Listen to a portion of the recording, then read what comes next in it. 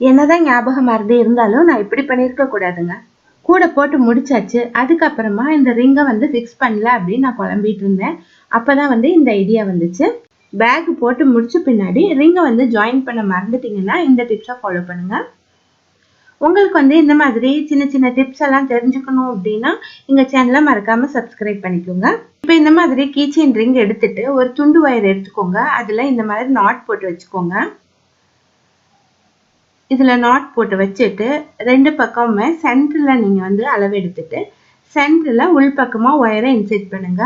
ஒரு நாட்டுடைய ரெண்டு சைட்லயும் ஒயர் வந்து இன்செர்ட் பண்ணுங்க. இன்செர்ட் பண்ண பின்னாடி உள் பக்கமா ஒரு நாட் போட்டுட்டு எவ்வளோ லென்த் முடியுமோ அவ்வளோ உள்ள சொருகி விட்டுருங்க. அவ்வளோதான், நமக்கு வந்து ரிங் வந்து ரெடி ஆயிடுச்சு. அதுக்கப்புறமா இதுக்கு மேல லைனிங் வச்சு ஜிப் வச்சு தைச்சிடலாம். அதுக்கப்புறமா நீங்க வந்து ஹேண்ட்ல வந்து இதுல போட்டுக்கலாம். ஹேண்ட்ல எப்படி போடுறது அப்படிங்கிற வீடியோ நெக்ஸ்ட் அப்லோட் பண்றேன். மறக்காம இந்த வீடியோக்கு லைக் பண்ணுங்க, ஷேர் பண்ணுங்க. தேங்க்யூ.